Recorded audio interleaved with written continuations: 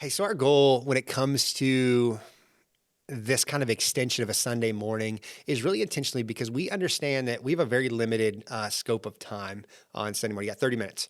And there's some times that conversations really need to get past this. And the other things I want to encourage you with is your spiritual growth needs to happen more than just on a Sunday morning. So hopefully your daily devotions and this dwell journey has really helped spur you into something different. But I also say there's times that we're going to come into some topics that we just need to be able to expand on, and that we may not be able to have the time to just drill down on this little specific thing.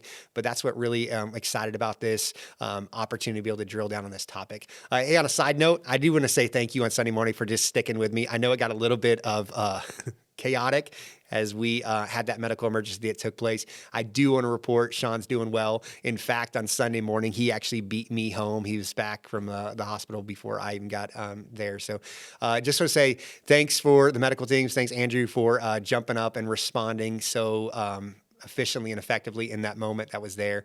But then I do want to I want to hit one more point, or I want to remind us of our point that we talked about on Sunday morning that I felt like may have got lost in the chaos. If you remember on the screen, we threw the picture of some cave drawings that are up on the wall, and those have been discovered. And what the unanimous conclusion was when those drawings or those etchings were found was that is a sign of life. And it's a unanimous declaration that there was a creator or there was intelligent life in that cave at some point prior. And when I begin to look at those cave drawings, it's stick figures, right? Like my 6-year-old is way surpassed the level of drawing that is on these cave walls, yet that was a sign of intelligent life. And what I would say is like our human body, the world that we live in is so much more complex than these etchings on a wall. How is that not a unanimous conclusion that intelligent life was involved in the process? So all this say, what today is just a couple of questions that you can ask if you're in a setting, because this is really designed for like non-scientist people. You can ask these questions of anyone who believes that we are here by accident. So students, you're going to have some teachers that are going to teach evolution as a fact. And it's not because they're experts in the field, but it's because they're just regurgitating what they were taught by some professor who's then just regurgitating what they were taught or what they learned from some Darwinist somewhere. So let me give you a couple of guidelines though. First, always be respectful. Always be respectful, but always be courageous enough not to just let them teach you bad science without a challenge, and not to let them undermine the faith of naive people around you who are just swallowing it hook, line, and sinker. Now you're a Christian, so you, one, have to be respectful. The other thing I would say is don't get in an argument with them. Like, you're not going to win. That's not going to be good for you.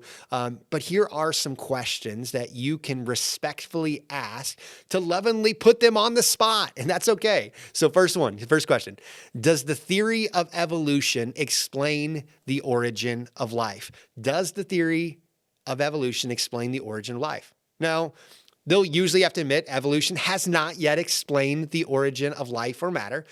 There's really two answers to that question apart from God. One is to say, well, life came down here from outer space, which I would say really kind of helps in the argument that says there's life somewhere else that's creator, intelligent design. The other is to say that life came accidentally from non-matter. We're not sure. There was a chemical reaction. There was a lightning storm or something. And then you can ask them, are you suggesting that we believe that matter came from nothing, that life came from non-life, and that complexity came from simplicity? Isn't it easier to believe that there was a force behind all of that? So question number 2, why are there respected scientists who believe in creation and don't believe in evolution? Typically the statement that is said is like, only unintelligent or only stupid Christians believe in creationism, and only intelligent people believe in evolution. But that's not the case. In fact, there is a intelligent design movement today where astrophysicists, chemists, and biologists who are looking at the complexity of life are concluding that there has to be a designer. Now, not all of them, or many of them are not Christians. Many of them are deists, but they just recognize that evolution can't be because the complexity of life. Now, I got a book that I want to recommend to you if you're interested in this topic. Michael, and I think you say his name is Behe, B-E-H-E, Darwin's Black Box. Let me make sure I'm getting it said right. So Michael Behe is his name. Darwin's Black Box, The Biochemical Challenge to Evolution. So what this is the biochemist author, he's contending that with discoveries in the complexity of the cell, it actually disproves Darwin's theory of evolution. So you got to realize there's been a lot that's been discovered since Darwin's theory of evolution came out, and the complexity of the cell is one of those things. And so question number three, where is the fossil evidence of transitional forms? Where is the fossil evidence of transitional forms? So if organic evolution means that lower forms of life graduated into higher forms, shouldn't we have all kinds of fossil evidence to verify that? And shouldn't there be hundreds of skeletons of missing links between fish and mammals or between cows and horses? So listen to Charles Darwin on the matter. The number of intermediate varieties which have formerly existed on the earth must truly be enormous. Why then is not every geological formation and every stratum full of such intermediate links? Geology assuredly does not reveal any such finely graduated organic chain, and this perhaps is the most obvious and gravest objection which can be urged against my theory. That's Darwin's own statement. And what you have to believe with Darwin is that his expectation is that the more geological discoveries that are made, the more it's going to confirm what I have taught or what I have theorized. What we're learning and seeing is that's not the case. We're not seeing those things. So question number 4, why are there no living transitional forms now? If evolution had occurred for millions of years, why aren't there living transitional forms walking around? Wouldn't you still think that there would be a number of half dogs, half cats, half horses, half cows, half humans, half chimpanzees that are walking around somewhere? Now, maybe this isn't a good question because I did go to a WWE event this summer and watched a little pro wrestling on in TV in the past. So maybe there are some transitional forms. Just kidding, but we're just not seeing those things that should still be happening if this was true. Question number 5. Explain the principle of irreducible complexity and how it relates to evolution.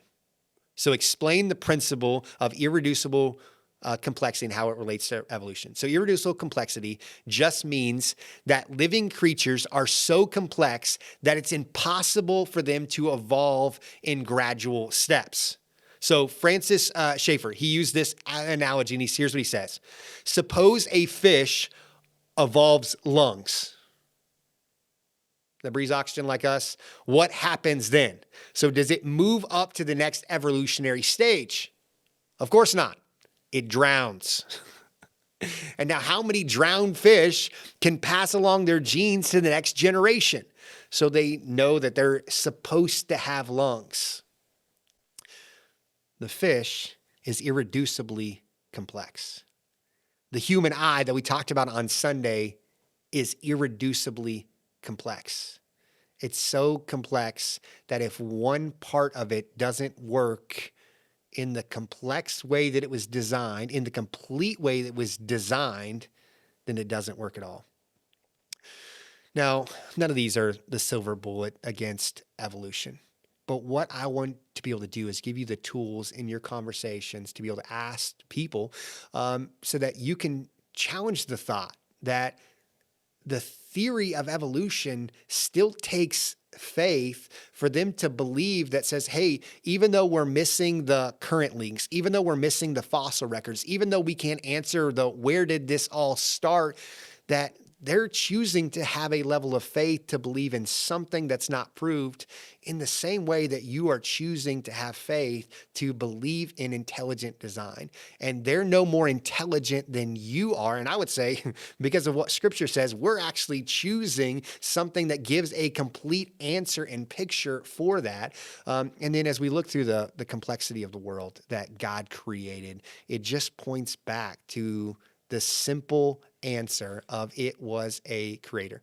So I would say, thanks for tuning in for today's little extra add-in for the podcast. I'd say save this, copy this blog post as well for a little question. If you're sitting in a science class, students, you can pull this up and ask one of those questions that's there. The other thing I would say is keep staying with us in this dwell study, because that's what this journey is about us learning and developing those spiritual muscles to understand what God is speaking and saying to us. And the book of Genesis is so crazy. Hopefully, you're learning something and you're seeing some cool stories. The whole flood narrative is an incredible narrative. The Nephilim that we've seen already in the book of Genesis, like these crazy creatures that we're reading about, like I have no answers to them, but maybe even one of these little podcasts will come in here and just like dream what's that actually talk about. But all that say, we'll see you tomorrow night as we kick off our discipleship classes. Great options for you to be able to do that. None of those fit your niche. I'd encourage you to come be a part of our dwell study. We'll study the chapter of the day, spend some time in worship and in prayer. But we're going to trust that we will see you on Wednesday or Sunday or tomorrow as we dive back into the next chapter of Genesis.